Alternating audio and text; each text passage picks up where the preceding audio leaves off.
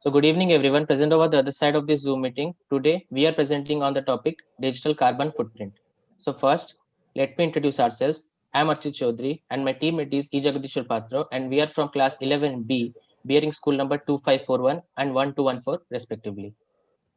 So first, we need to know what carbon footprint is. Carbon footprint is the total amount of greenhouse gases, including carbon dioxide and methane, that are generated by our actions.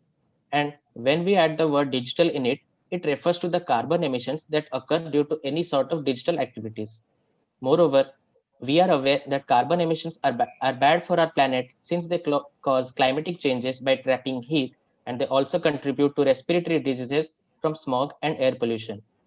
Extreme weather, food supply disruptions, and increased wildfires are other effects of climate change which are caused due to these emissions.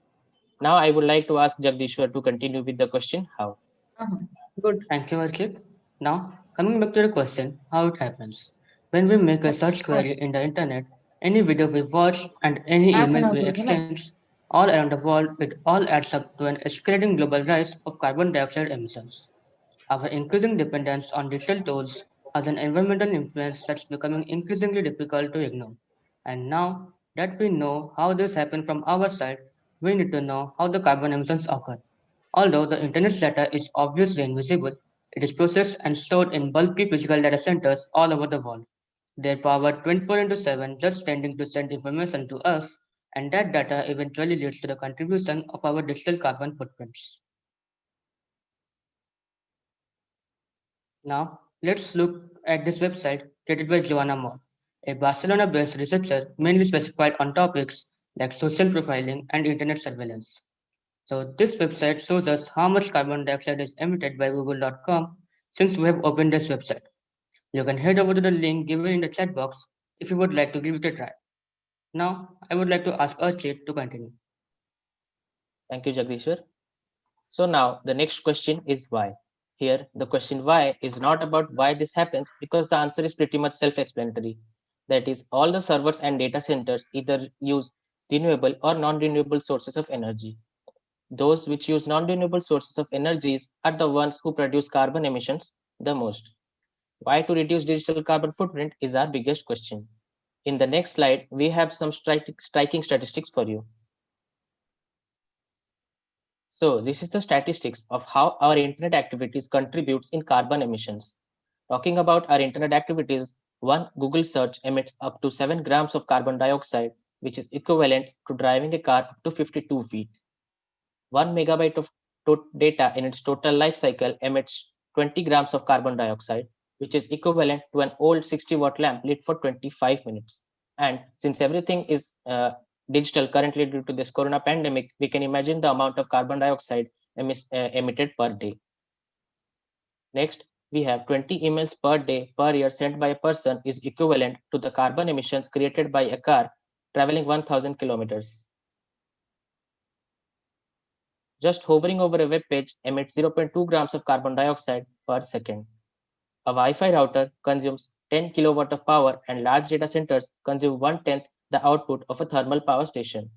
Next, whenever we make a search query, we do not use only one link for it. Suppose we are doing a search on a person over Wikipedia. There will be tons of other backlinks to other different pages, as that is how rankings of websites are done on search engines like Google. So if a web user makes around 2.6 web searches per day, this user can be extrapolated to be emitting 9.9 kilograms of carbon dioxide per year. Next, using a laptop burns 15 to 17 watts of power when switched on.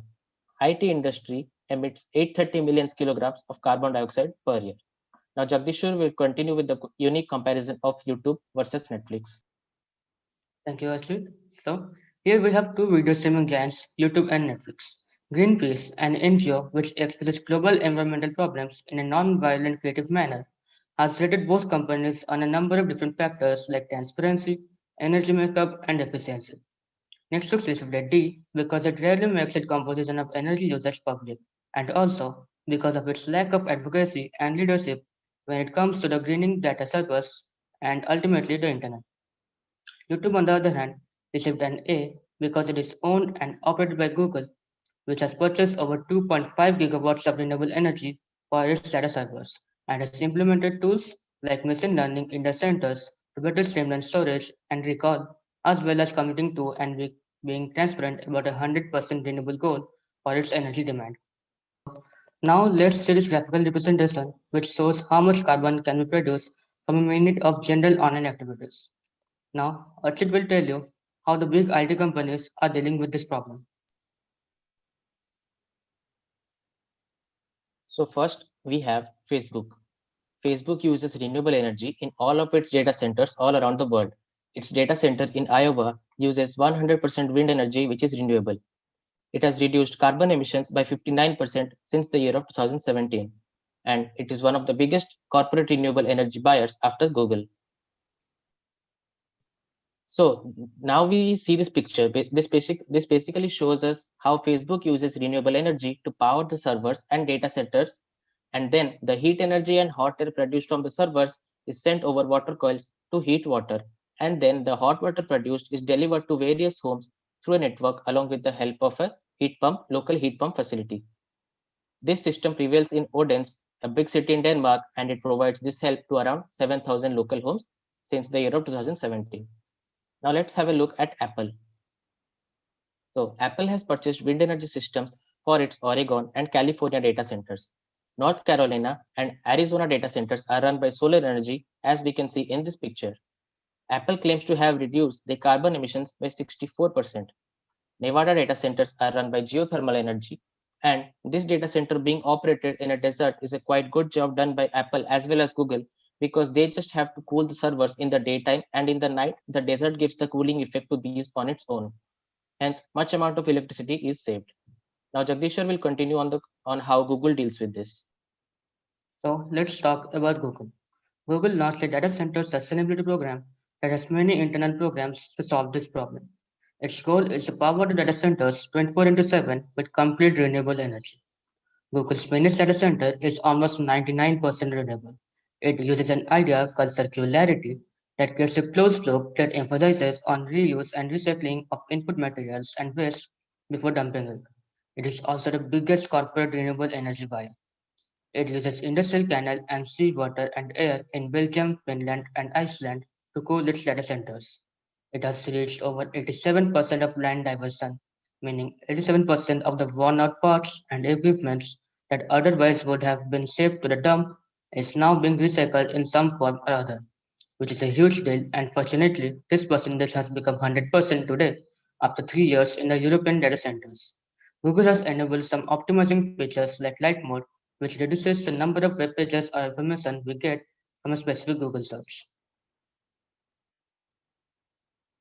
So that's it for Google. I would like to add another point that Facebook, Google, Microsoft are working together in the Circular Servers initiative. The biggest tech giants like Facebook, Google, Microsoft, and Apple have claimed to become carbon neutral by 2030, which is a very huge statement. As no matter how much competition exists between these companies, they all share a similar concern that is a sustainable future for the planet. Now, the next part will be covered by Archit, that is, how we as an individual should help in controlling our carbon footprint. Thank you, Jagdishwar. But first, here we have some statistics of how much data was consumed on the internet in every minute in this year of 2020, where everything happened online. More than 400,000 hours of Netflix were streamed every minute. 3.8 million searches were done in Google every minute, and more than 42 million messages were exchanged over WhatsApp every minute, and so and so. So now we need to tackle this. So here are some small steps we all should take that can gradually make a difference. First, we should reduce the size of the documents that we send by an email to reduce the weight of the message, and regularly delete the emails that we have already dealt with. And we should not forget to empty our bin. Next, we should use hypertext links rather than an attachment and compress the large documents, or we can upload it to Google Drive and then we can just share the link without attaching the document itself. Next, we should unsubscribe from the newsletters or emails we do not read, like from shopping websites.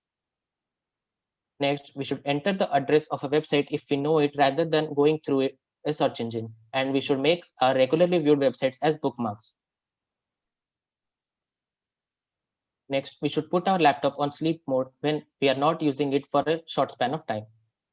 Next, we should download the videos that we need to watch instead of streaming it, as the logic here is that it will pull the data out of the server only once when downloaded, but multiple times while we are streaming. Next, we should use the monitors by lowering the brightness, which reduces energy usage by more than 20% and reduces the strain our eye faces, and use dark mode on our PC and mobile phone to reduce energy consumption as well. In addition to all this, we should start using Telegram more than any other communicating medium like WhatsApp, since Telegram has cloud-based data centers, so it will reduce carbon emissions at a higher level. Jagdishwar, please continue. So, last but not the least, Google tracks and keeps a lot of data and information by monitoring our search habits, which uses a lot of storage, hence leading to more emission of carbon dioxide. So, we should start moving on to Ecosia, a search engine which plans safely on every search that is made. Then we have other search engines like Deepwater, Lilo, Ikoru, and Elliot that work for the betterment of the environment and our planet. Also, we should use the web browser Mozilla Firefox.